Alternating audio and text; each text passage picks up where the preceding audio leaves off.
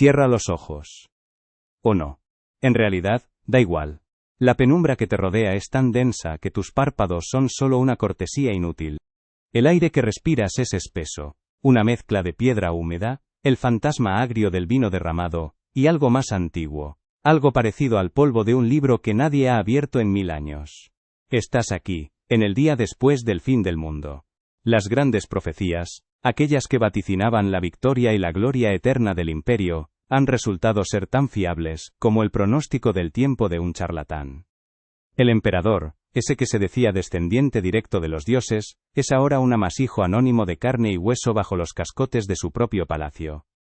Y en la catedral, donde el latín retumbaba con la solemnidad de una verdad inmutable, ahora solo queda el eco de un rezo extranjero, una melodía extraña que se enreda en las columnas como una hiedra venenosa. La mañana llega sin previo aviso, no con un sol radiante sino con un tímido cambio en la tonalidad del gris. La lluvia fina, casi un vapor, se aferra a todo, haciendo que los escombros de la calle principal brillen con una tristeza resplandeciente. Te asomas por una grieta en lo que antes fue una ventana y observas, sobrevivir, descubres, no tiene nada de heroico. Es un oficio silencioso y cobarde. Es el arte de fundirte con las sombras, de moverte con la lentitud de un caracol asustado. Ves a una patrulla de los nuevos señores. Sus armaduras no brillan. Están manchadas de barro y óxido, funcionales, aburridas. Caminan con la desgana de quien cumple un turno interminable, y su idioma suena a la vez gutural y monótono, como si estuvieran leyendo en voz alta las condiciones de un contrato que nadie quiere firmar. Aprendes a no mirarlos a los ojos, a estudiar el suelo como si contuviera los secretos del universo. Avanzas por la calle, y cada paso es un cálculo de riesgos. El silencio es lo más extraño. La ciudad, antes un hervidero de gritos, risas y discusiones, ahora susurra. El único sonido claro es el goteo constante del agua desde un canalón roto y el viento que silba a través de los arcos de un acueducto decapitado. El olor cambia a medida que te acercas a la plaza del mercado. Ya no huele a especias exóticas ni a pan recién hecho.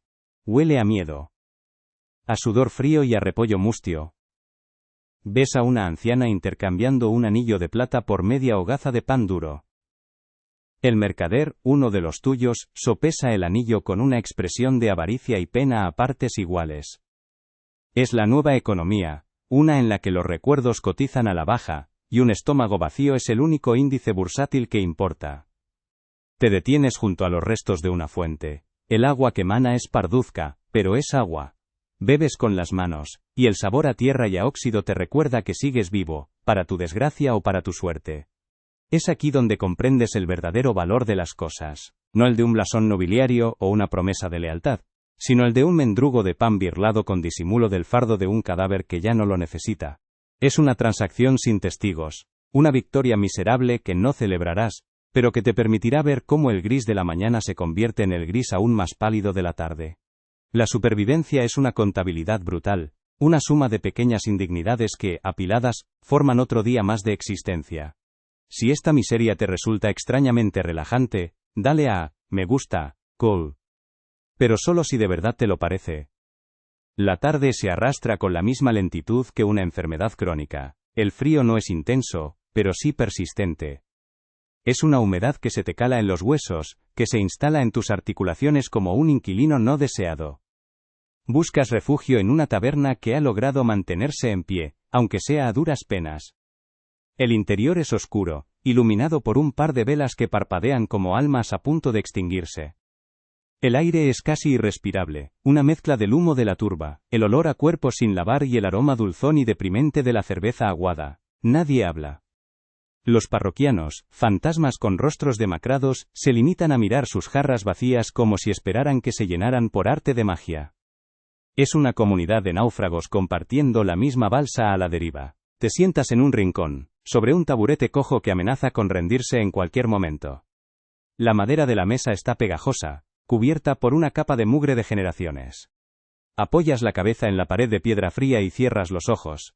No buscas dormir, solo un instante de tregua. Escuchas los retazos de conversaciones en la lengua de los conquistadores desde la calle. No entiendes las palabras, pero sí el tono. La risa prepotente de uno, la orden seca de otro. Son los dueños del sonido, los amos del aire. Aquí dentro, en cambio, el silencio es un pacto. Cada uno está sumido en su propia ruina personal, y no hay consuelo que valga. El único gesto de camaradería es el respeto por el espacio vacío que rodea el dolor de cada cual. Cuando la luz del exterior comienza a teñirse de un naranja enfermizo, sabes que es hora de volver a tu escondrijo. La noche trae consigo el toque de queda.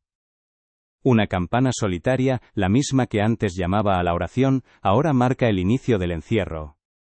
Su tañido es lento, casi fúnebre, y cada golpe resuena en tu pecho como un martillazo. Caminar por las calles vacías al anochecer es un nuevo tipo de terror. Las sombras se alargan y se deforman, convirtiendo cada pila de escombros en una criatura agazapada. Tu propia sombra baila delante de ti, una compañera grotesca y burlona. El objetivo es simple: llegar a tu refugio sin ser visto, sin hacer ruido, sin existir. Es el arte supremo que debes dominar, el de olvidar tu propio nombre para que nadie más pueda recordarlo. Finalmente, llegas. Tu hogar no es más que un sótano húmedo bajo una casa en ruinas. La puerta es una plancha de madera podrida que chirría como un alma en pena. Dentro, la oscuridad es total, y el frío parece intensificarse.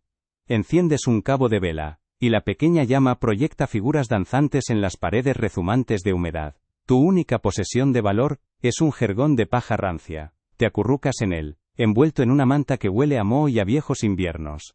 El sonido del exterior se atenúa, se convierte en un murmullo lejano. El goteo de una filtración se convierte en el único reloj que mide el paso de la noche. Y mientras la cera de la vela se consume, te preguntas qué ocurrirá mañana. La respuesta es simple: lo mismo que hoy. La lenta y silenciosa tarea de pasar desapercibido. Deja un comentario con la hora exacta en la que el sueño te venció, si es que llegas a notarlo. La vela se ha consumido casi por completo, dejando un pequeño charco de cera solidificada que parece una lágrima de fantasma sobre la piedra. El sueño no ha sido un refugio, sino una continuación de la vigilia por otros medios, un teatro de sombras donde los miedos del día ensayan sus coreografías. Pero el nuevo amanecer, si se le puede llamar así a este tímido aclaramiento del gris, te obliga a moverte. Sobrevivir, como ya has aprendido, no es un estado, es un verbo. Es una acción constante y agotadora. Hoy, decides que la invisibilidad ya no es suficiente. Para llenar el estómago necesitas un propósito, por miserable que sea. Te adentras en las arterias de la ciudad, no como un ciudadano, sino como una partícula de polvo buscando un lugar donde posarse. Un engranaje que encaje en la nueva y brutal maquinaria. Tu primera parada es el infierno en la tierra, o más bien, bajo ella. La cantera. El aire aquí abajo es frío, inmóvil, y sabe a polvo de piedra y a la desesperación metálica del sudor. Te imaginas como minero, con el cuerpo encajado en una grieta de la montaña, con la única luz de una lámpara de sebo que arroja sombras monstruosas y parpadeantes. El sonido dominante es el ritmo desigual pero constante de los picos contra la roca. Chac, silencio, chac chac. Es una percusión primitiva, la banda sonora de un esfuerzo inhumano. Ves a hombres, o lo que queda de ellos, con los torsos desnudos y cubiertos de una pasta de sudor y polvo gris, los músculos tensos como cuerdas a punto de romperse. Sus rostros son máscaras inexpresivas de agotamiento, con los ojos hundidos en cuencas oscuras, parecidos a los de un pez abisal sacado a la fuerza a la superficie. Cada golpe de pico es una apuesta.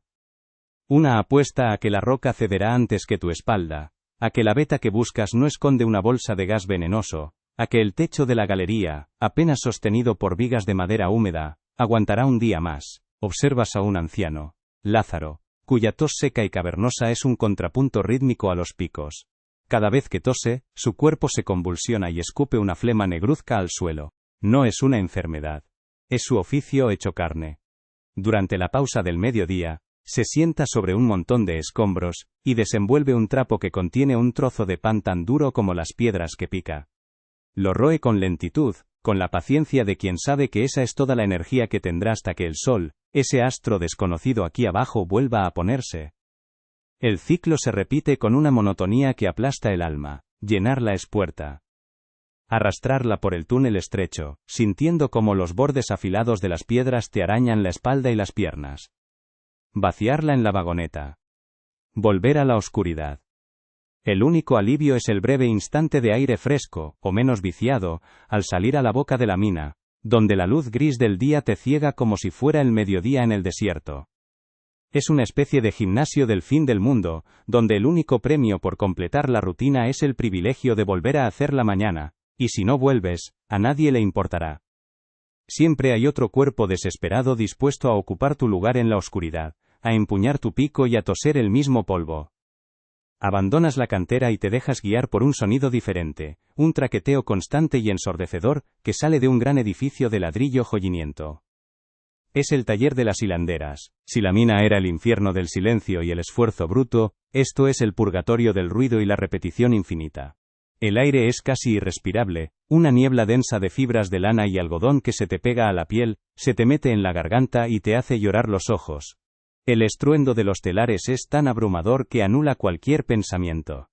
Es un caos mecánico, un centenar de esqueletos de madera y metal golpeando y traqueteando al unísono, una sinfonía industrial compuesta por el diablo. Las mujeres y niñas que los manejan se mueven como autómatas en medio del estruendo. Sus movimientos son precisos, económicos, repetidos miles de veces al día. Estirar el hilo. Pasar la lanzadera. Pisar el pedal. Apretar el batán. Una y otra vez. Sus dedos, aunque ágiles, están llenos de cortes y callos. Si un hilo se rompe, lo anudan con una velocidad que tus ojos apenas pueden seguir, sin detener el ritmo de la máquina. Te fijas en una joven Elara, cuyo rostro está salpicado de pelusa como si fueran pecas. No mira a nadie, sus ojos están fijos en la trama que crece centímetro a centímetro bajo sus manos. De vez en cuando, sus labios se mueven, tarareando una melodía silenciosa que nadie puede oír, un pequeño acto de rebelión, una canción privada para no volverse loca en medio de la cacofonía. La pausa para comer es breve. Se sientan en el suelo polvoriento junto a sus máquinas, y beben un caldo aguado de un cuenco de madera. No hablan. Gritar para hacerse oír por encima del ruido sería un esfuerzo inútil. Se comunican con gestos, con miradas cansadas que lo dicen todo. El cansancio aquí es diferente al de la mina. No es el dolor agudo de los músculos, sino un agotamiento profundo nervioso, una vibración que se les queda en el cuerpo incluso horas después de que los telares se detengan. Es el desgaste de la mente, obligada a seguir un ritmo antinatural, a convertirse ella misma en una pieza más de la maquinaria. Al final del día, cuando el silencio por fin cae, parece casi tan violento como el ruido de antes. El viaje de vuelta a casa de estas mujeres es un desfile de espectros. Caminan con la mirada perdida, con los hombros caídos, cubiertas de una fina capa de polvo textil que las hace parecer figuras de cera. Sus manos, incluso en reposo, parecen seguir haciendo el movimiento de anudar un hilo invisible. Han entregado 10, 12 horas de su vida a cambio de unas pocas monedas, lo justo para comprar el pan duro y el caldo aguado que les permitirá volver mañana. Y así, día tras día, la lanzadera va y viene, tejiendo tela para los nuevos señores y tejiendo, al mismo tiempo, una mortaja para sus propias almas, hilo a hilo, en el estruendo incesante de la fábrica. Te alejas de allí, y un olor familiar, casi un recuerdo doloroso de un mundo mejor, te guía. El olor a pan. Pero no es el aroma rico y acogedor de antaño. Este tiene un matiz agrio, a levadura pobre y a harina de baja calidad. Llegas a una panadería subterránea, un horno excavado en el sótano de una casa en ruinas. El calor es sofocante, un abrazo pegajoso y denso que te hace sudar al instante. Martín, el panadero, es una figura pálida y sudorosa, cubierta de harina de los pies a la cabeza. Se mueve con la lentitud deliberada de quien lleva toda la noche en pie, luchando contra la masa y el fuego. Sus brazos son gruesos y fuertes, no por ejercicio, sino por décadas de amasar kilos y kilos de harina. El proceso es un ritual inmutable. Mezclar la harina basta y grisácea con agua y un poco de masa madre que guarda como un tesoro. Amasar sobre la gran mesa de madera, un baile pesado y rítmico de empujar, doblar y girar, hasta que sus nudillos desaparecen en la masa pegajosa. Dividir. Formar las hogazas, no con el esmero de un artesano, sino con la eficiencia de un operario. Dejarlas levar un tiempo insuficiente junto al calor del horno. Y finalmente, introducirlas en la boca del infierno, con una larga pala de madera. No hay tiempo para la perfección, solo para la producción. El pan que sale es denso, oscuro, con una corteza que amenaza con romperte un diente. Un pan de supervivencia, no de placer. Martín trabaja en silencio. Su única compañía es el crepitar del fuego y el jadeo de su propio esfuerzo. Su almuerzo es, irónicamente, la peor pieza del lote. Una hogaza quemada por un lado y cruda por el otro, que mastica sin expresión mientras vigila la siguiente hornada. A veces, un niño de la calle se asoma a la puerta, atraído por el calor y el olor. Si Martín está de buen humor, o más bien, de un humor menos terrible que de costumbre, le lanza un trozo de corteza. No es caridad, es un gesto para ahuyentar a los fantasmas de sus propios hijos, a los que no ve desde la caída de la ciudad. Cada hogaza que vende a los soldados de la ocupación es una pequeña traición, y cada hogaza que vende a su gente, es un recordatorio de lo bajo que han caído. Cuando su turno termina, no se va a casa. Simplemente se derrumba en un jergón en un rincón de la panadería, demasiado agotado para subir las escaleras. Duerme un par de horas en el calor sofocante, con el olor a pan rancio impregnado en su ropa y en su piel. Luego se levanta, echa más leña al fuego, y el ciclo comienza de nuevo. Es un prisionero voluntario de su horno, un Sísifo cuyo peñasco es una masa infinita de harina y agua, condenado a alimentarlos a todos mientras su propio espíritu se muere de hambre, en el corazón ardiente de la ciudad vencida. El viento cambia y trae consigo un olor a sal, a pescado y a podredumbre. Te acercas al río, a la zona del antiguo puerto fluvial.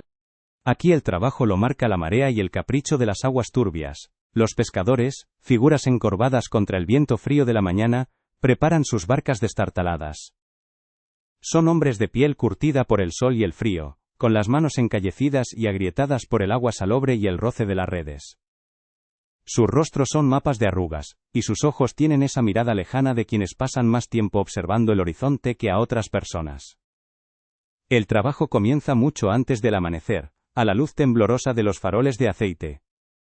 Observas a Yago y Breicho, dos hermanos que parecen tallados en la misma madera nudosa que su barca, no intercambian una palabra. Todo su lenguaje es una serie de gruñidos, gestos y silencios compartidos. Remiendan un agujero en la red con una aguja de madera y un hilo alquitranado, sus dedos moviéndose con una destreza torpe pero eficaz. Luego, empujan la barca al agua helada, el chapoteo rompiendo el silencio del alba. Reman río adentro, sus cuerpos balanceándose al unísono, una máquina de carne y hueso impulsada por la necesidad. El esfuerzo es constante, una lucha contra la corriente y el viento que les azota la cara con una llovizna fina y helada. Echar las redes es un acto de fe ciega. Las sueltan en el agua marrón, una oración silenciosa para que los peces, si es que queda alguno, se enreden en sus mallas. La espera es larga, tensa. La barca se mece, un vaivén hipnótico y nauseabundo. El frío se les mete en los huesos, una humedad que ni la lana más gruesa puede detener. Comen lo que han traído. Un pescado seco y salado, tan duro como el cuero, que mastican con parsimonia. Y luego, el momento de la verdad. Recoger la red. Es el esfuerzo más brutal. Tiran juntos, con la espalda curvada, los músculos del cuello y de los brazos en tensión, gruñendo con cada palmo de red que recuperan del agua. A veces la red sube pesada, llena de algas, de basura y, con suerte, de unos pocos peces plateados que se retuercen en una danza agónica. Otras veces la red sube ligera, casi vacía, y la decepción es una punzada fría en el estómago, más intensa que el propio frío del río. La jornada no termina con la pesca. Tienen que limpiar el pescado, con las manos entumecidas y cubiertas de escamas y sangre, y luego intentar vender su mísera captura en el mercado, regateando por cada moneda con mercaderes que saben que la desesperación juega a su favor. Vuelven a casa al anochecer, apestando a pescado y a río, para caer en un sueño pesado y sin sueños, mecidos por el recuerdo del vaivén de la barca. De vuelta en el laberinto de callejuelas, tu atención se fija en una figura pequeña y ágil que trepa por la fachada de un edificio. Es un niño, no tendrá más de 10 años, y está completamente cubierto de hollín. Un deshollinador. Es un trabajo para los más pequeños, los únicos que caben en los estrechos y tortuosos conductos de las chimeneas. Lo ves desaparecer por el tiro de una chimenea como si se lo tragara la tierra. Desde dentro, escuchas el sonido rasposo de su cepillo contra el ladrillo y una tos seca y contenida. Es un trabajo solitario, claustrofóbico y terriblemente peligroso, una inmersión en la oscuridad y la suciedad. ¿Te imaginas la experiencia? El espacio es tan reducido que apenas puedes moverte. La oscuridad es absoluta, solo rota por la luz grisácea que se filtra desde arriba o desde abajo. El aire es una mezcla sofocante de hollín, creosota y cenizas frías. Cada inspiración es como tragar polvo. Te arañas las rodillas y los codos contra el ladrillo rugoso mientras asciendes, empujando el cepillo por delante. El miedo a quedarte atascado es una presencia constante, un nudo en la garganta que se suma a la falta de aire. El hollín se te mete en los ojos, en la nariz, en la boca, cubriéndote con una segunda piel negra y amarga. El niño, Angio, emerge por fin por la parte superior de la chimenea, como un diablillo surgido del infierno. Se queda un momento allí, en el tejado, parpadeando contra la luz, con el rostro surcado por las lágrimas que han limpiado caminos blancos sobre la máscara de hollín. Tose violentamente, una tos profunda y desgarradora que sacude su pequeño cuerpo. Desde esa altura, tiene una vista privilegiada de la ciudad herida, de los tejados rotos y las calles llenas de escombros. Es el rey de un imperio de ruinas. Su recompensa por este viaje a las entrañas de la ciudad es una moneda, y, si tiene suerte, un trozo de pan que la dueña de la casa le da con una mezcla de asco y piedad. Lo ves bajar del tejado con una agilidad de gato y correr hacia la siguiente casa, hacia la siguiente chimenea. No juega, no ríe, es un pequeño profesional de la mugre. Por la noche intentará lavarse en una fuente de agua fría, pero el hollín es persistente. Está incrustado en su piel, bajo sus uñas, en sus pulmones. Es una marca que llevará para siempre, el estigma de su oficio. Se dormirá tosiendo, soñando que cae por un túnel oscuro e infinito del que nunca podrá salir. Un sueño del que, para él, despertar cada mañana, es solo una forma diferente de seguir cayendo. El ruido de ruedas de madera sobre el empedrado irregular te saca de tus pensamientos. Un carro tirado por una mula famélica, avanza con lentitud por la calle principal. Es el dominio de los carreteros, los hombres que mueven las mercancías en esta nueva economía de la escasez. El carretero, un hombre corpulento de rostro enrojecido por el viento y la bebida barata, va sentado en el pescante, con las riendas sueltas en sus manos callosas. Su trabajo parece menos agotador que los otros, pero tiene su propia forma de monotonía y de miseria. Es un bucle sin fin de cargar, transportar y descargar. La jornada empieza en los muelles del río, cargando sacos de grano o barriles de vino bajo la atenta y hostil mirada de los soldados. El esfuerzo de levantar los bultos pesados le deja la espalda dolorida y los músculos agarrotados. Luego, el lento y accidentado viaje a través de la ciudad. Tiene que conocer cada bache, cada callejón lo suficientemente ancho, cada pendiente que su exhausta mula puede o no superar. Grita insultos a los peatones para que se aparten, a la mula para que avance, y al mundo en general, por su mala suerte. Es una letanía de quejas y juramentos que le acompaña durante todo el día. Su pausa para comer es breve y solitaria. Se detiene en una plaza, sin desenganchar a la mula, y saca un trozo de queso y una cebolla de su zurrón. Come despacio, observando el lento pulso de la ciudad con una expresión de profundo hastío. Comparte un trozo de su pan con la mula, su única compañera, y le susurra palabras que probablemente son más amables que las que dirige a cualquier ser humano. Es una relación simbiótica de mutuo cansancio. El hombre depende de la bestia para ganarse la vida, y la bestia depende del hombre para recibir su ración de agua y forraje. Al final del día, tras descargar el último bulto en el almacén de la guarnición, vuelve a su establo, que huele a paja húmeda y a estiércol. Desengancha a la mula, le da de beber y la cepilla con movimientos lentos y automáticos. Su propia cena es igual de frugal que su almuerzo. Después, se sienta en un taburete a la puerta del establo, y mira cómo el cielo se oscurece, sin pensar en nada, simplemente dejando que el agotamiento del día le vacíe la mente. Mañana, volverá a enganchar a la mula al carro y recorrerá las mismas calles, transportando las mismas mercancías, atrapado en una rutina tan predecible y circular como el giro de sus propias ruedas. Finalmente, en una zona más alejada encuentras un edificio largo y bajo del que no emana un ruido fuerte ni un olor particular, sino una sensación de opresión silenciosa. Es uno de los nuevos talleres, donde trabajan las operarias. Dentro, la luz es escasa, filtrándose por ventanas altas y sucias. Hileras de mujeres se sientan en bancos de madera, encorvadas sobre mesas de trabajo. No hay máquinas ruidosas, solo el sonido repetitivo de pequeñas herramientas y el murmullo de un capataz que pasea arriba y abajo. El aire huele a a metal y a la fatiga colectiva de docenas de personas. Cada mujer tiene una única y embrutecedora tarea. Una pule la empuñadura de una espada, una y otra vez, con un trapo y una pasta abrasiva, hasta que el metal brilla con un fulgor frío. Otra clasifica tornillos, separándolos por tamaño en diferentes cajas, con un movimiento rápido y monótono de sus dedos. Una tercera cose insignias en los uniformes de los soldados, una puntada tras otra, con la cabeza gacha y la espalda curvada. Son piezas de un mecanismo humano, cada una realizando una función minúscula y repetitiva que, sumada a las demás, contribuye al funcionamiento de la maquinaria de la ocupación. Te fijas en Iria, una mujer cuyo rostro joven ya está marcado por la resignación. Su tarea consiste en enrollar alambre de cobre en pequeñas bobinas. Coge el alambre, lo engancha en el uso, gira la manivela un número exacto de veces, corta el alambre y deposita la bobina en una caja. Y vuelta a empezar. Sus manos se mueven, con una eficiencia que ya no requiere pensamiento.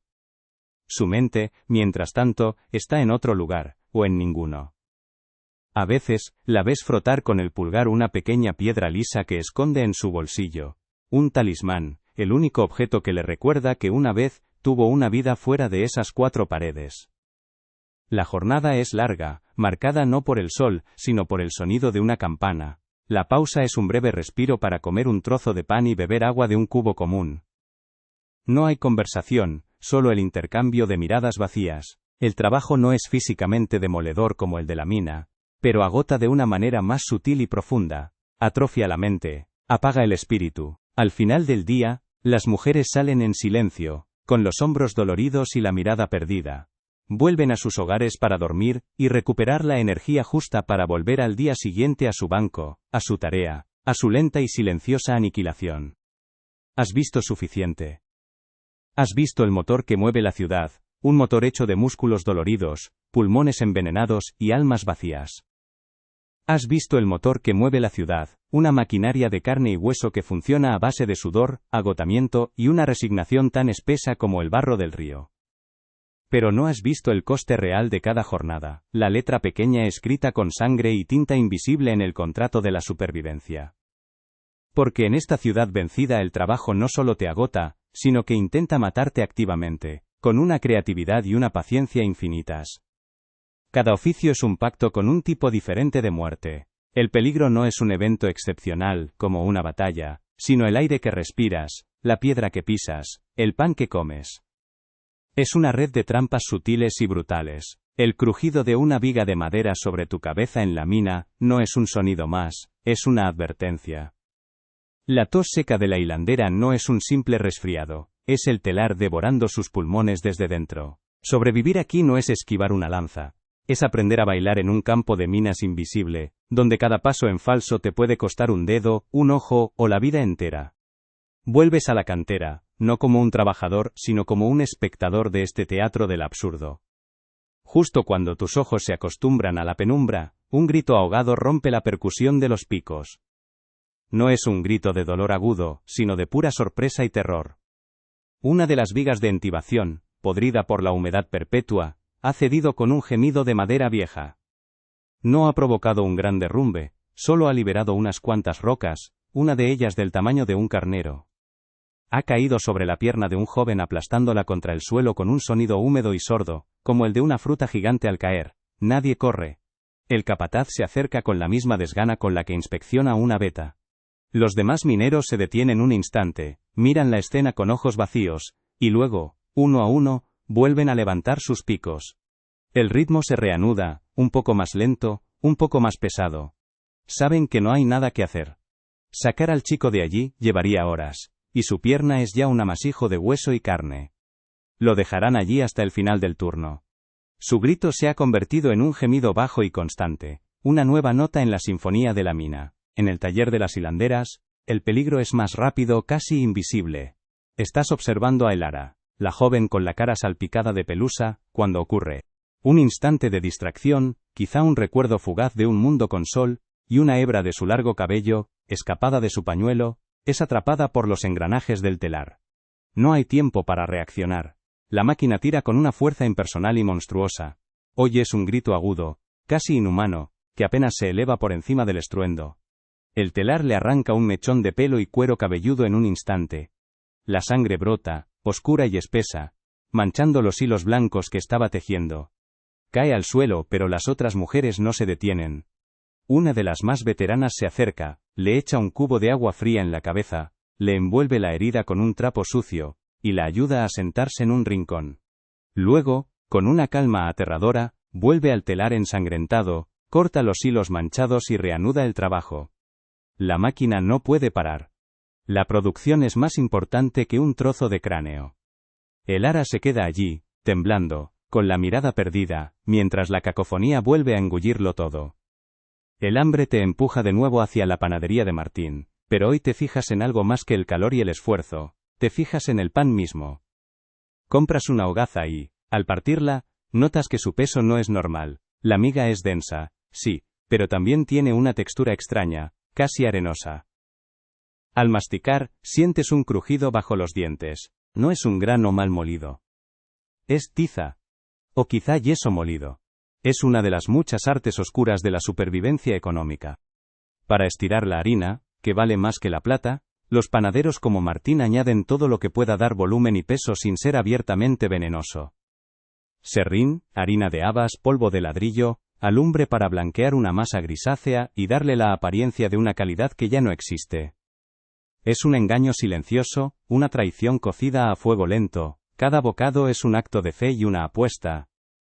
Estás llenando tu estómago, sí, pero al mismo tiempo lo estás revistiendo con una capa de argamasa. Resulta que el hambre puede matarte de muchas formas, y la inanición es solo la más directa de ellas. La adulteración es una plaga que infecta todo lo que se come o se bebe. La leche que venden en la plaza es de un blanco sospechosamente perfecto, un blanco que se consigue con una pizca de yeso en el agua con la que se ha rebajado. A veces, para darle una consistencia más cremosa, se rumorea que algunos añaden sesos de oveja machacados, una emulsión macabra que engaña al paladar desesperado. Y la cerveza de la taberna, ese refugio líquido, es un campo de minas químico. Para ahorrar en el costoso lúpulo, los taberneros utilizan todo tipo de hierbas amargas, algunas inofensivas, otras no tanto, añaden adormidera para que el efecto sea más potente y el cliente vuelva a por más, o incluso una pizca de estricnina, extraída de la nuez vómica, para conseguir un amargor que imita al de la buena cerveza. Bebes para olvidar la miseria, sin saber que cada trago puede estar añadiendo un nuevo tipo de miseria a tus entrañas, una mucho más permanente. La confianza es un lujo que se pudrió junto con los cadáveres del viejo emperador. Cuando el cuerpo enferma por el trabajo o la comida, no hay médicos con conocimientos arcanos ni boticas bien surtidas. Hay mujeres como la vieja Isolda, que vive en una chabola junto al río, y cuyo conocimiento es una mezcla de sabiduría ancestral y superstición pura y dura. Ves a una madre llevarle a su hijo, que se ha abierto la frente contra un sillar. Isolda no limpia la herida. Coge un puñado de telarañas del rincón más oscuro de su cabaña, las mezcla con un poco de moho raspado de un pan viejo, y lo aplica todo sobre el corte sangrante. Luego, para rematar la cura, escupe 3 veces sobre la frente del niño y murmura una letanía incomprensible. Para una quemadura, su remedio es un emplasto de estiércol fresco de vaca. Para la anemia, recomienda beber el agua en la que el herrero ha enfriado sus tenazas, para que el hierro pase al alma. Es una medicina desesperada para tiempos desesperados, un juego de azar donde a veces, por pura casualidad, el moho contiene una bendición, y el estiércol evita una infección peor. Pero la sabiduría de Isolda también tiene un lado más oscuro, uno que se alimenta del miedo y el deseo.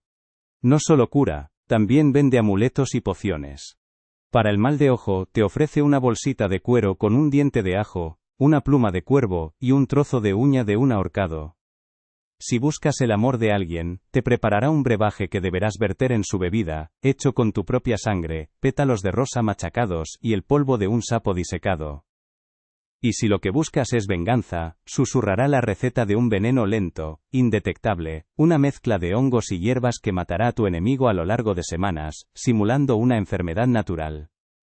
La gente acude a ella en la oscuridad, con la cara cubierta, porque la superstición es el último poder que les queda. Cuando las leyes y los dioses te han abandonado, la magia, por absurda y peligrosa que sea, se convierte en una opción perfectamente razonable. Así que caminas por la ciudad, y la ves con nuevos ojos. Ya no es solo un laberinto de ruinas, es un organismo enfermo que intenta matarte de 1000 maneras creativas. El aire de la mina te envenena los pulmones. El telar te acecha para arrancarte la piel. El pan te rompe los dientes. La cerveza te nubla la razón con algo más que alcohol. Y la medicina puede ser más letal que la propia enfermedad. Cada sombra puede ocultar a un ladrón, pero cada hogaza de pan puede ocultar el yeso, y cada gesto de amabilidad, la esperanza de una poción de amor. Has sobrevivido a la guerra, al acero y al fuego, a la gran y noble carnicería que saldrá en los libros de historia.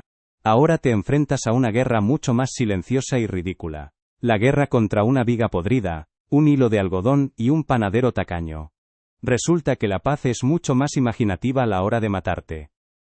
Has visto el motor que mueve la ciudad, una maquinaria de carne y hueso que funciona a base de sudor, agotamiento y una resignación tan espesa como el barro del río. Pero no has visto el coste real de cada jornada, la letra pequeña escrita con sangre y tinta invisible en el contrato de la supervivencia. Porque en esta ciudad vencida el trabajo no solo te agota, sino que intenta matarte activamente, con una creatividad y una paciencia infinitas. Cada oficio es un pacto con un tipo diferente de muerte. El peligro no es un evento excepcional, como una batalla, sino el aire que respiras, la piedra que pisas, el pan que comes. Es una red de trampas sutiles y brutales. El crujido de una viga de madera sobre tu cabeza en la mina no es un sonido más, es una advertencia. La tos seca de la hilandera no es un simple resfriado, es el telar devorando sus pulmones desde dentro. Sobrevivir aquí no es esquivar una lanza, es aprender a bailar en un campo de minas invisible, donde cada paso en falso te puede costar un dedo, un ojo, o la vida entera. Vuelves a la cantera, no como un trabajador, sino como un espectador de este teatro del absurdo. Justo cuando tus ojos se acostumbran a la penumbra, un grito ahogado rompe la percusión de los picos. No es un grito de dolor agudo, sino de pura sorpresa y terror. Una de las vigas de entibación, podrida por la humedad perpetua, ha cedido con un gemido de madera vieja. No ha provocado un gran derrumbe, solo ha liberado unas cuantas rocas, una de ellas del tamaño de un carnero. Ha caído sobre la pierna de un joven, aplastándola contra el suelo con un sonido húmedo y sordo, como el de una fruta gigante al caer. Nadie corre. El capataz se acerca con la misma desgana con la que inspecciona una veta. Los demás mineros se detienen un instante, miran la escena con ojos vacíos, y luego, uno a uno, vuelven a levantar sus picos.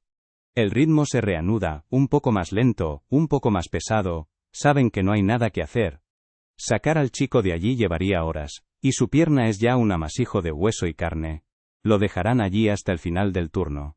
Su grito se ha convertido en un gemido bajo y constante, una nueva nota en la sinfonía de la mina. En el taller de las hilanderas el peligro es más rápido, casi invisible. Estás observando a Elara, la joven con la cara salpicada de pelusa, cuando ocurre.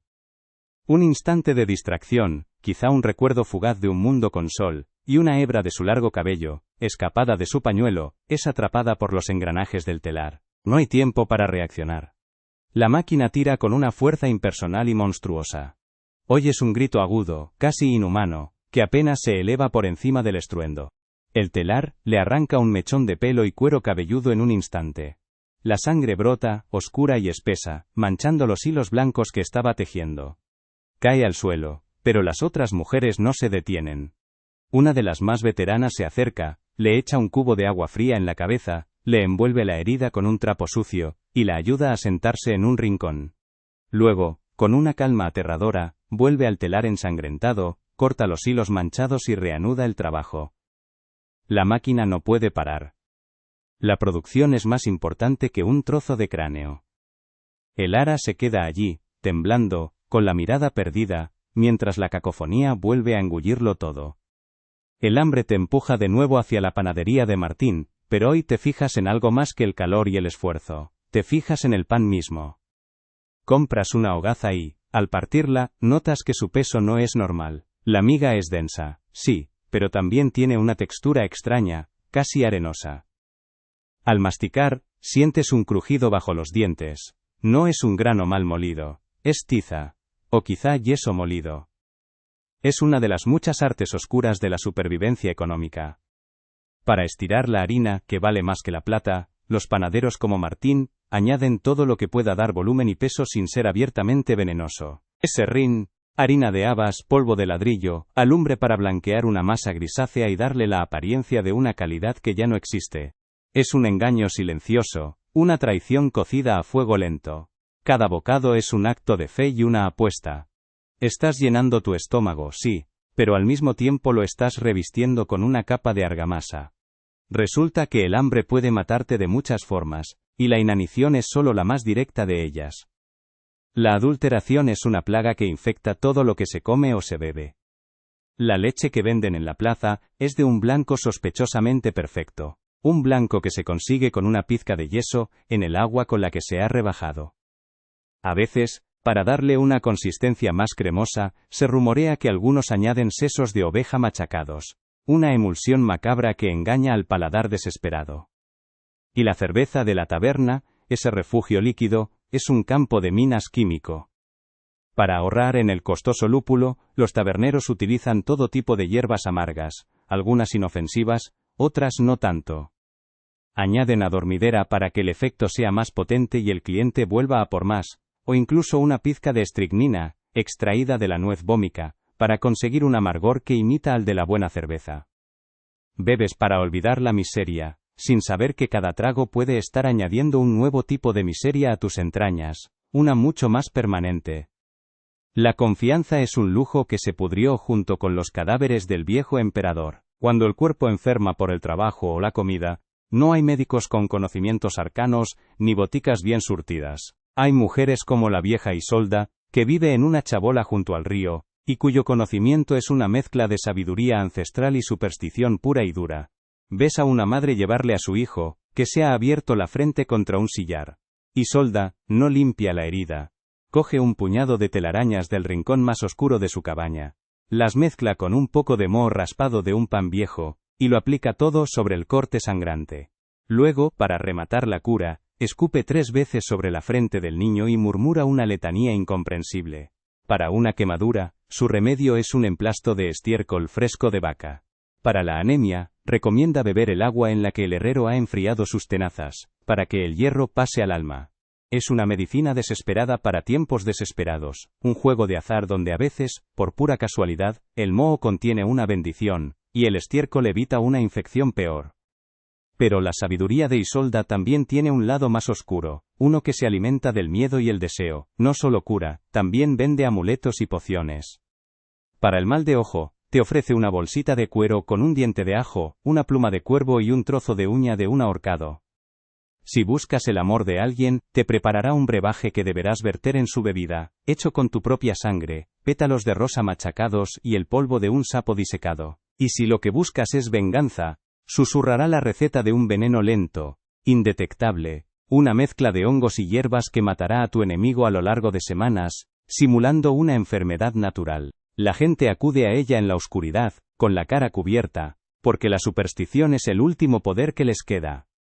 Cuando las leyes y los dioses te han abandonado, la magia, por absurda y peligrosa que sea, se convierte en una opción perfectamente razonable. Así que caminas por la ciudad, y la ves con nuevos ojos. Ya no es solo un laberinto de ruinas, es un organismo enfermo que intenta matarte de 1000 maneras creativas. El aire de la mina te envenena los pulmones, el telar te acecha para arrancarte la piel, el pan te rompe los dientes, la cerveza te nubla la razón con algo más que alcohol, y la medicina puede ser más letal que la propia enfermedad. Cada sombra puede ocultar a un ladrón, pero cada hogaza de pan puede ocultar el yeso, y cada gesto de amabilidad, la esperanza de una poción de amor. Has sobrevivido a la guerra, al acero y al fuego, a la gran y noble carnicería que saldrá en los libros de historia. Ahora te enfrentas a una guerra mucho más silenciosa y ridícula, la guerra contra una viga podrida, un hilo de algodón y un panadero tacaño. Resulta que la paz es mucho más imaginativa a la hora de matarte, y cuando la paz te ataca lo hace desde dentro. Con un ejército invisible que coloniza tus pulmones, incendia tu sangre o pudre tus entrañas. La primera que notas, la más poética y traicionera, es la tisis. La consunción. No llega con un estruendo, sino con un susurro. Empieza con un cansancio, que se te adhiere a los huesos, una fatiga que ninguna siesta puede curar. Luego viene la tos. Al principio es una tosecilla seca, casi educada, que intentas disimular. Pero poco a poco se vuelve más profunda, más cavernosa, hasta que cada acceso de tos te sacude el cuerpo entero, y te deja sin aliento, con un sabor a cobre en la boca.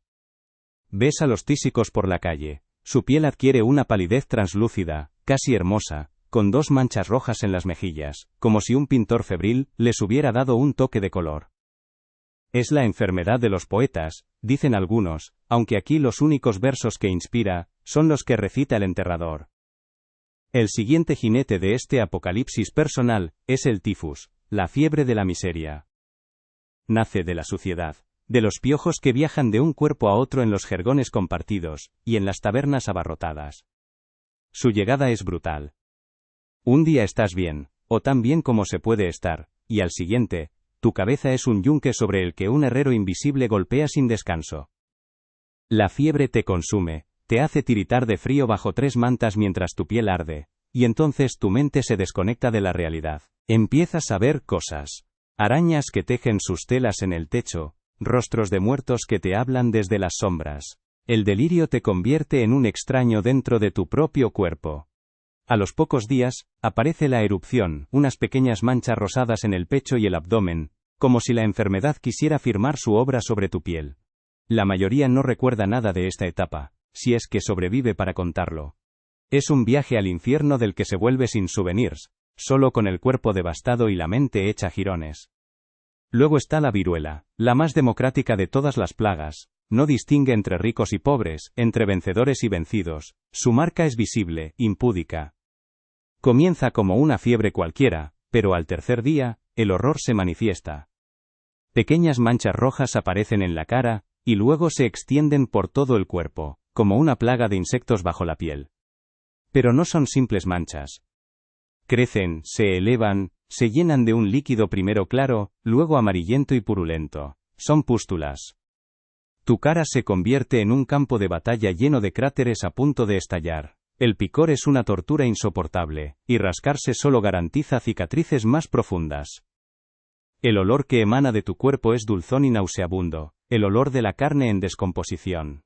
Si sobrevives y es un gran sí, la viruela te deja un recuerdo permanente. Tu rostro se convierte en un mapa picado, un testimonio de que has mirado a la muerte a la cara, y ella, por capricho, te ha dejado vivir, pero no sin antes robarte tu antiguo yo.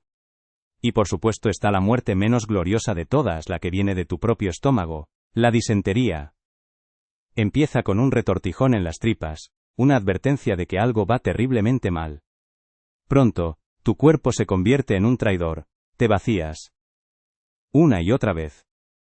El agua, la comida, todo lo que ingieres pasa a través de ti como si tu interior fuera un colador roto. Te debilitas a una velocidad alarmante. Cada viaje a la letrina es una odisea que te deja temblando y cubierto de un sudor frío. La sed es una tortura, porque sabes que cada sorbo de agua solo acelerará el siguiente episodio. No hay épica en esta enfermedad. Es humillante, solitaria y sucia. Mueres deshidratado, acurrucado sobre tu propio vientre, reducido a una función biológica que ha perdido por completo el control. Es el final más anticlimático para un superviviente. Ser derrotado no por una espada, sino por un trago de agua contaminada o un trozo de carne en mal estado. Ante este ejército de males invisibles, la ciudad ofrece sus defensas. Y la primera línea es el Hospital de la Santa Compasión. El nombre, descubres, es una cruel ironía. No es un lugar de curación, es una antesala de la tumba, un almacén de moribundos. Te acercas a sus altos muros de piedra, y el primer asalto es para tu nariz. Un olor complejo y abrumador se escapa por las ventanas enrejadas. Una base de humanidad sin lavar, sudor rancio y orina, sobre la que flotan notas agudas de vinagre usado para desinfectar, el aroma dulzón de la gangrena, y el pesado perfume del incienso quemado para enmascarar lo inenmascarable. Es el olor de la desesperación colectiva. La puerta de madera maciza, siempre entreabierta, parece la boca de una bestia que te invita a entrar, prometiendo un descanso que casi siempre es el definitivo. Cruzas el umbral y entras en la gran sala común. Es una nave larga y abovedada, como una iglesia, pero en lugar de bancos y un altar, hay 2 hileras interminables de catres de madera. La luz que se filtra por los ventanales góticos es escasa, polvorienta, y solo sirve para acentuar la miseria.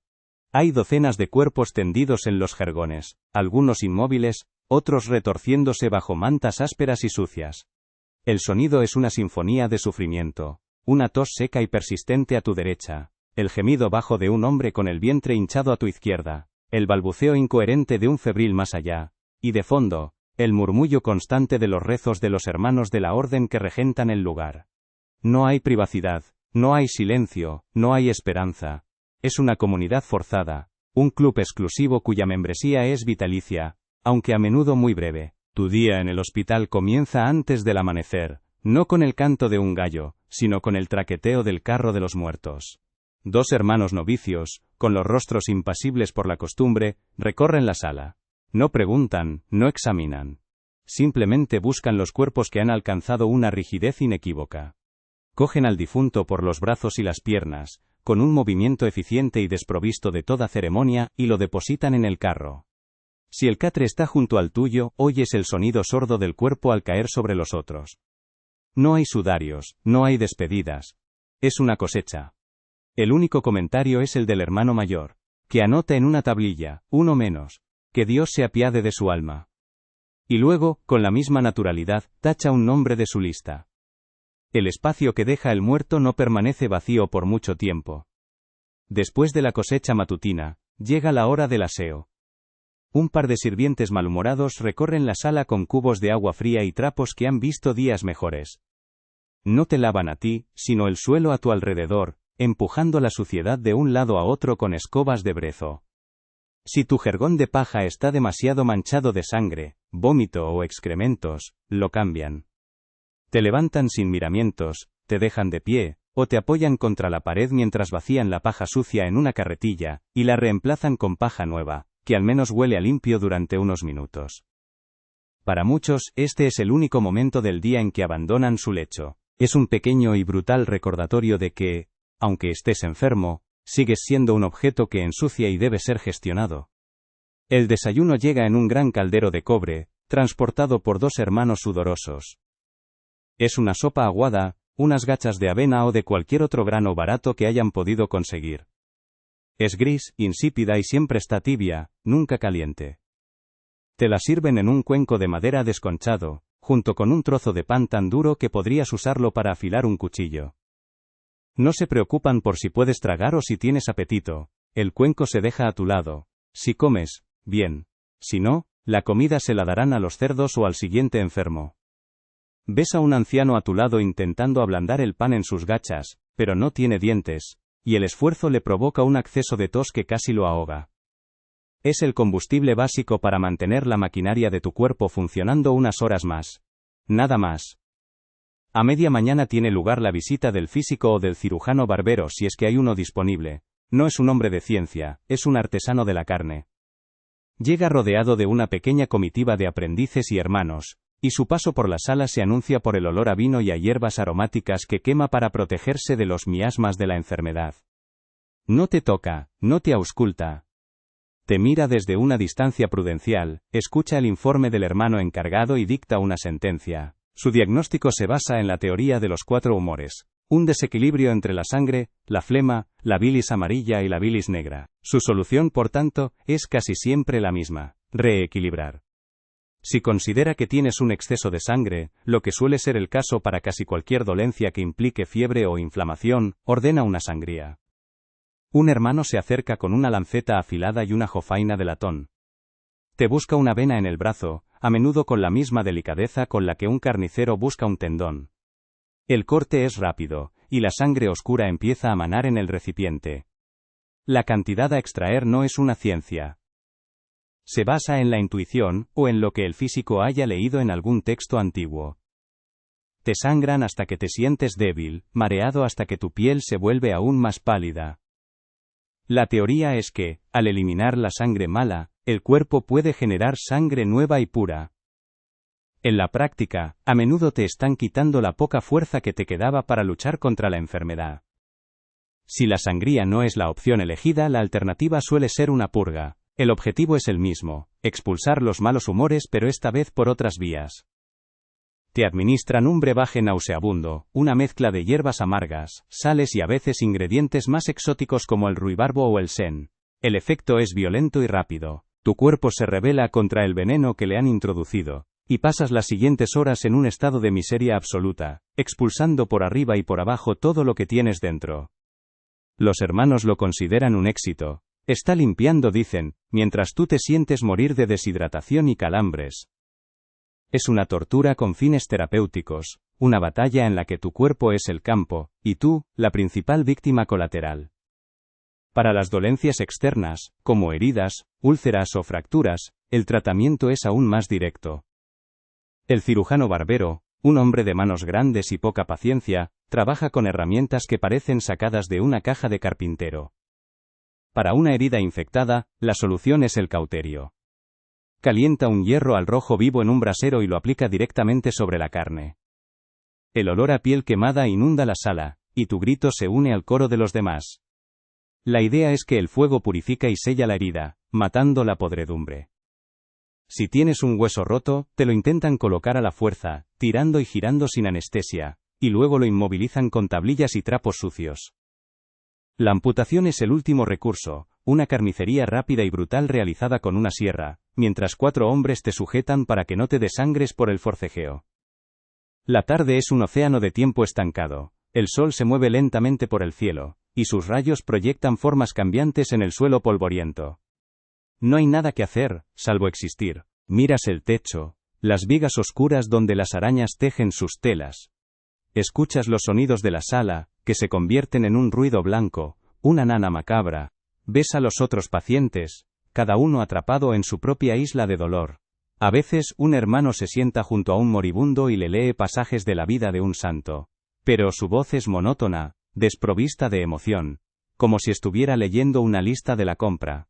Es el momento del día en que la desesperación se asienta, pesada y silenciosa como el polvo en el aire. A veces, la monotonía se rompe con la llegada de un nuevo paciente. Lo traen en una camilla o a hombros de sus familiares.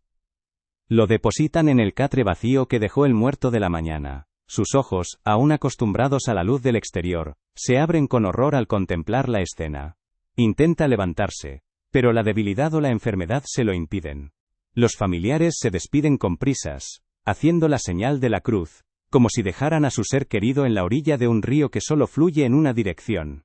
Los pacientes veteranos, los que llevan aquí más de una semana, lo miran con una mezcla de pena y apatía. Saben que en pocos días, ese rostro asustado adquirirá la misma máscara de resignación que llevan todos los demás. El almuerzo, si se le puede llamar así, es una repetición del desayuno. Más gachas, más pan duro. Quizá, en un día de fiesta, un poco de caldo con algún trozo de verdura flotando tristemente en la superficie. El hambre es una constante, pero a menudo se ve superada por las náuseas o el dolor. La comida se convierte en una tarea, una obligación. Ves a un hombre negociando con otro, su ración de pan a cambio de un trago de agua limpia.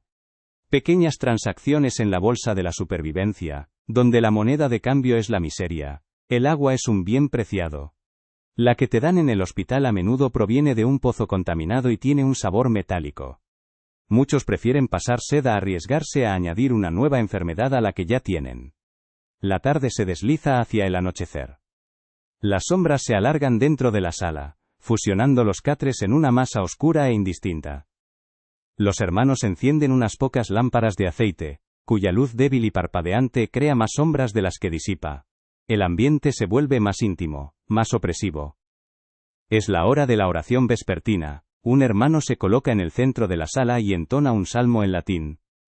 Las voces de los otros monjes se unen, creando una melodía solemne y extraña, que choca violentamente con la realidad del lugar. Algunos pacientes intentan unirse al rezo, susurrando las palabras con los labios secos.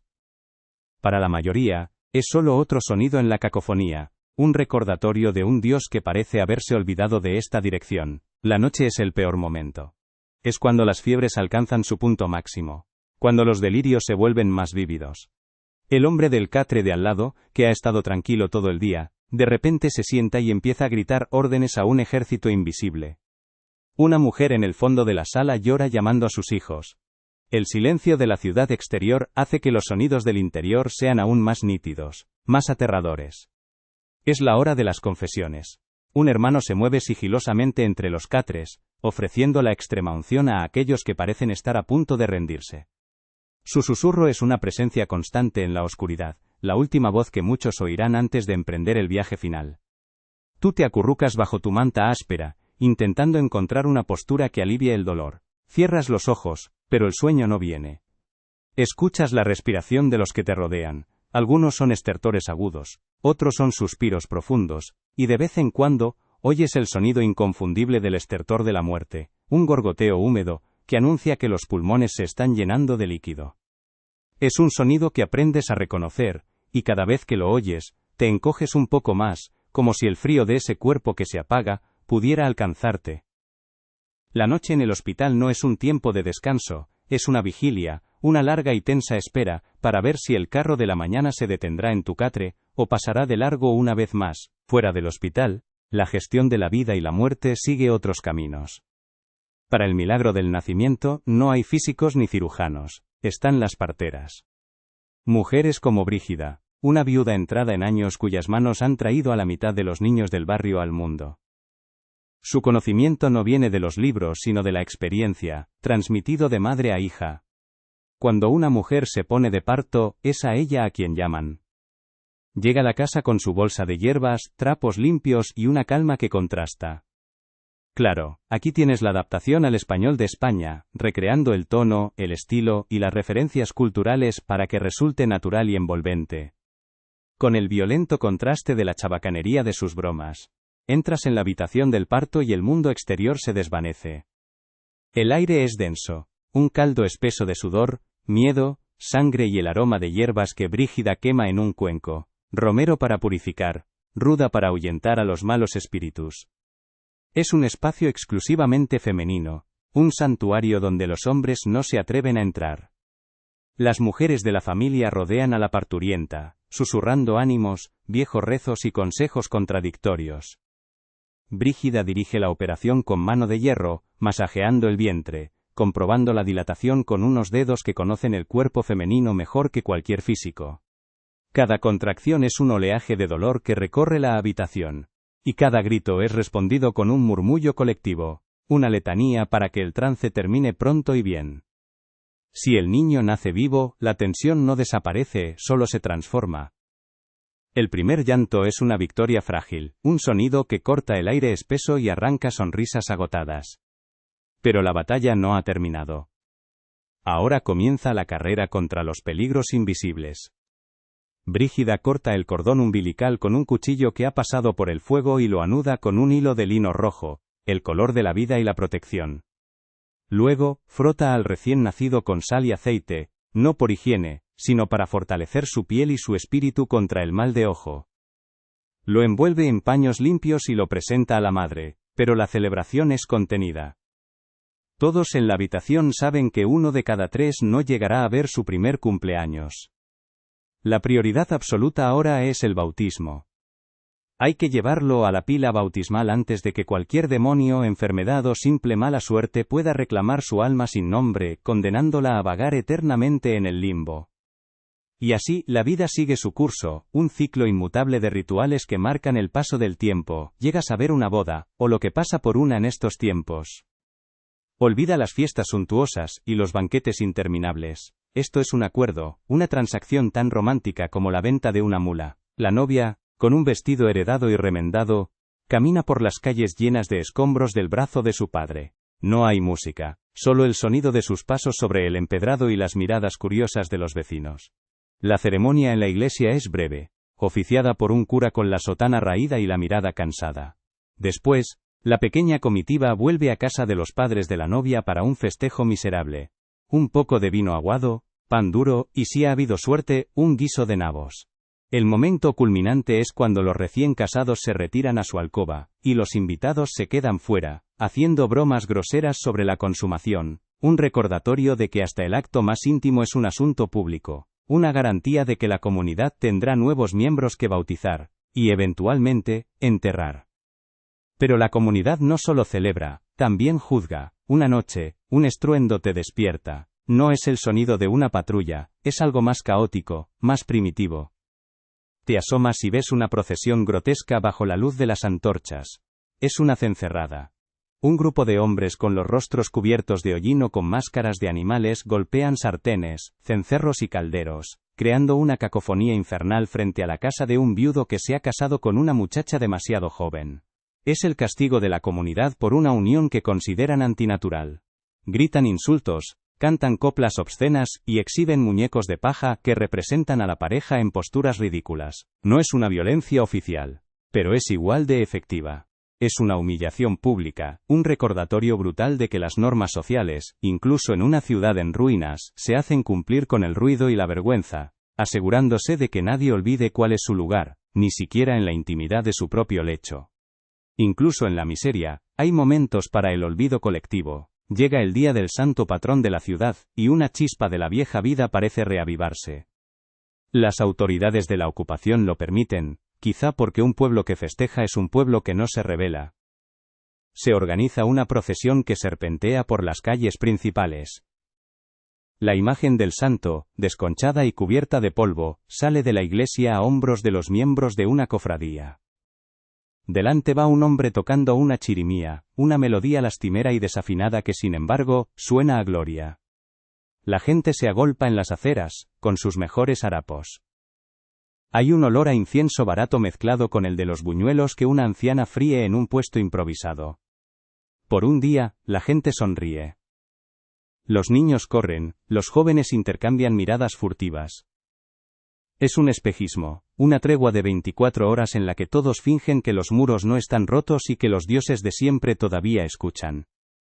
Cuando cae la noche, el único refugio social que queda es la taberna. Entras y el humo de las lámparas de sebo y los cigarros de mala calidad te golpea la cara. El aire es una sopa de olores. Vino agrio, sudor, madera húmeda y la desesperación silenciosa de los hombres que beben para olvidar. Te sientas en un rincón y observas. Aquí, el silencio es diferente al del hospital. Es un silencio lleno de palabras no dichas. Un grupo de carreteros juega a las cartas en una mesa, apostando monedas de cobre con una seriedad mortal.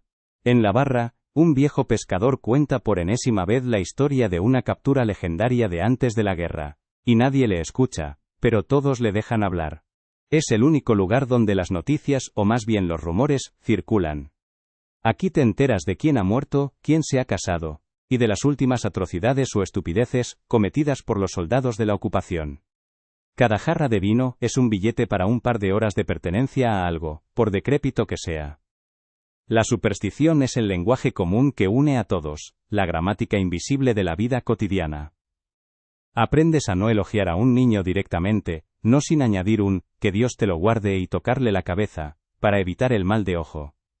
Ves a la gente escupir discretamente al suelo cuando un gato negro se cruza en su camino. Nadie derrama la sal sin coger un pellizco y lanzarlo por encima del hombro izquierdo.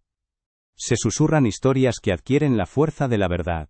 Un panfleto anónimo, de esos que aparecen pegados en las paredes por la noche, cuenta que los nuevos señores muelen los huesos de los muertos para hacer su pan más blanco. Es absurdo, pero la gente se lo cree, porque el miedo necesita alimentarse de historias.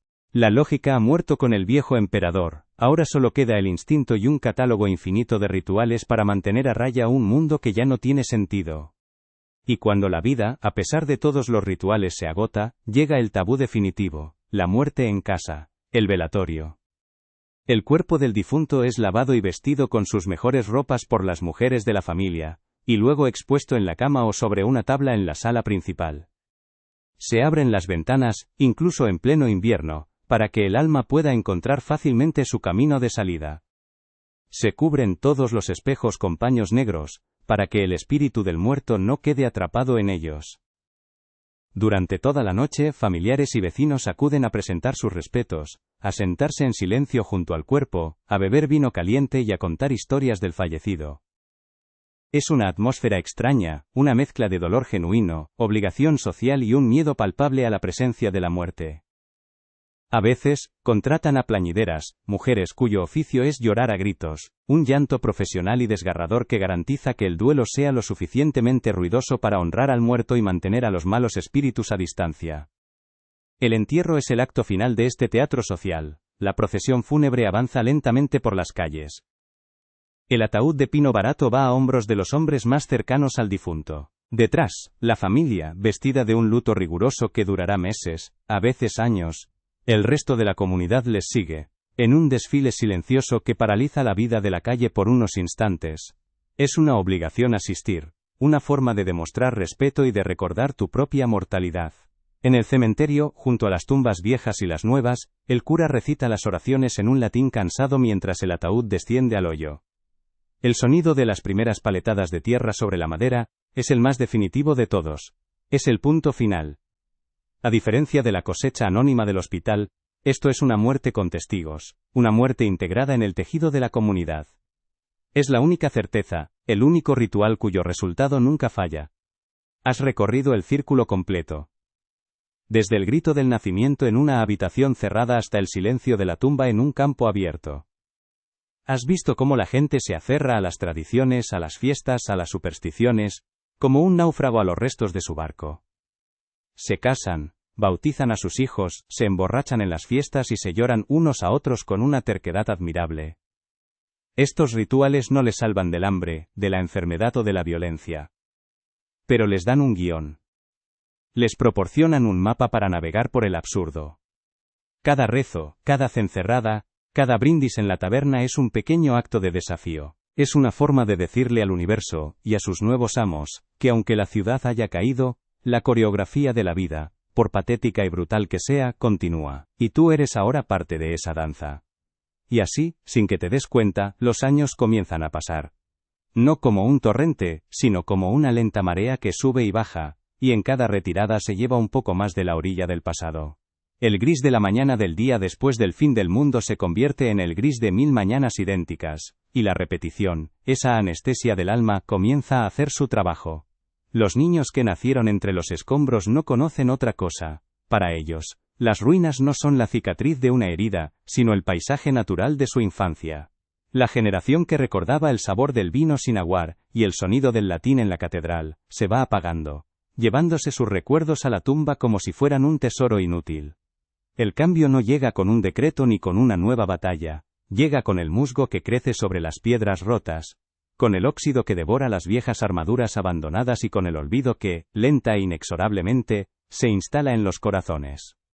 Y entonces, desde arriba, los nuevos señores comienzan a construir sobre ese olvido. Ya no les basta con el control por la fuerza. Necesitan orden, eficiencia. Una mañana, un pregonero, flanqueado por 2 soldados aburridos, se planta en la plaza del mercado y lee un rollo de pergamino en su lengua gutural, mientras un intérprete traduce sus palabras con una voz monótona y sin alma. Son las nuevas leyes. Nuevos impuestos sobre cada saco de grano y cada cabeza de ganado. Nuevas medidas estandarizadas. La vara, la fanega, la libra.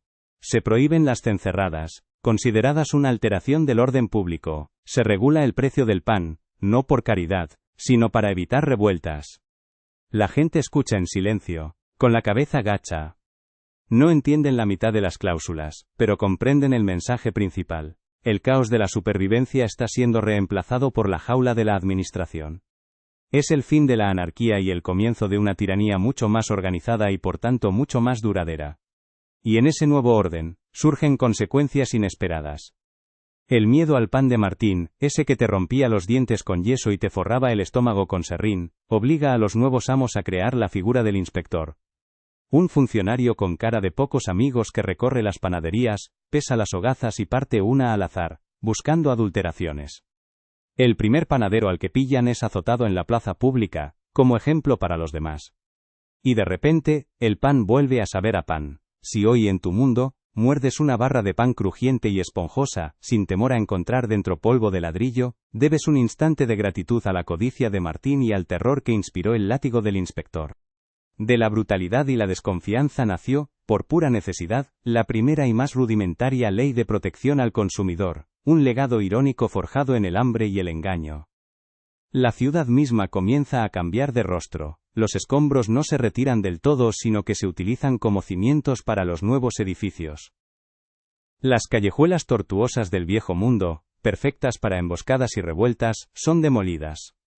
Se trazan calles más anchas, más rectas, más fáciles de patrullar. Se levantan nuevos muros, no para proteger a los ciudadanos, sino para controlarlos mejor. La arquitectura de los nuevos edificios es funcional, austera, imponente. Bloques de piedra sin adornos, ventanas estrechas como saeteras, es una arquitectura que no busca la belleza, sino que proclama el poder. La vieja ciudad no desaparece, sino que es sepultada, convirtiéndose en el subconsciente de la nueva, un laberinto de sótanos y cimientos sobre el que caminas sin saber que tus pies pisan las tumbas de un mundo olvidado. Ese legado se extiende a los lugares más oscuros. El Hospital de la Santa Compasión, ese almacén de muerte, se convierte en un problema de salud pública para los conquistadores, cuyos soldados también caen enfermos. Comienzan a experimentar, aíslan a los enfermos de la viruela en un pabellón separado. Ordenan que se queme la paja de los jergones de los apestados. Obligan a los hermanos a lavarse las manos con vinagre después de tocar a un cadáver. No lo hacen por compasión, sino por miedo al contagio. No entienden de gérmenes, pero entienden de patrones. Y en esos gestos torpes, nacidos del pánico, se esconde la semilla de la epidemiología y la higiene hospitalaria. Ese hospital del horror, con su olor a gangrena y sus letanías fúnebres, es el tatarabuelo deforme y terrible de la clínica aséptica y silenciosa, que hoy consideras un derecho. Cada vida que se perdió entre aquellas paredes, fue un dato en una estadística brutal que siglos después, salvaría a millones. El eco de la tragedia resuena también en los lugares de trabajo. El joven con la pierna aplastada en la mina, la chica arrancada del cuero cabelludo por el telar. Sus historias, y las de miles como ellos, se convierten en un problema económico. Un trabajador muerto o mutilado es un trabajador que no produce. Los gremios, ahora controlados por los nuevos señores, empiezan a dictar normas rudimentarias. Se exige que las vigas de las minas se revisen una vez al mes. Se obliga a las hilanderas a llevar el pelo recogido en redes. Se prohíbe que los niños desollinadores trabajen más de 10 horas. Son medidas minúsculas, a menudo ignoradas, pero son el principio de algo monumental. Son la primera vez que se reconoce, aunque sea por puro interés económico, que la vida de un trabajador tiene un valor cuantificable. Cada hueso roto en la cantera y cada pulmón envenenado por el hollín fue un argumento silencioso en el larguísimo debate que un día conduciría a la idea de la seguridad laboral. Y así, capa sobre capa, se construye el mundo que vendrá después. La lengua que hablas ahora, esa mezcla de palabras viejas y nuevas, nació en el mercado, en la necesidad de un pescador de vender su mercancía a un soldado. Las supersticiones que aún perviven en los rincones de tu mente, el miedo al mal de ojo o la costumbre de tocar madera, son los fósiles de la magia desesperada de Isolda.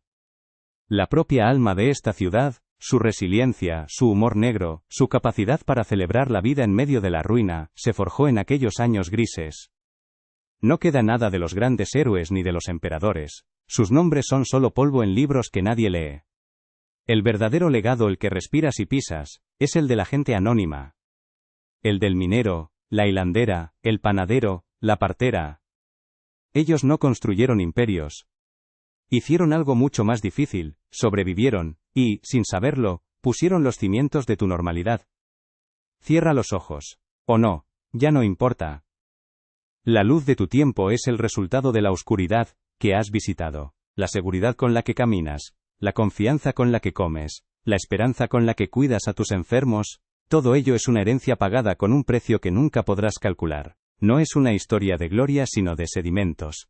Una historia de incontables vidas anónimas, aplastadas por el peso de la historia para crear el suelo firme sobre el que ahora te encuentras. Sus luchas no fueron épicas. Fueron pequeñas, sucias, a menudo humillantes. Pero fueron la fuerza lenta e imparable que transformó el fin de un mundo en el comienzo de otro. Descansa ahora. Duerme sobre los cimientos invisibles que ellos construyeron con sus vidas, y sueña con el silencio de un mundo que, gracias a su ruido, ya no tienes que temer.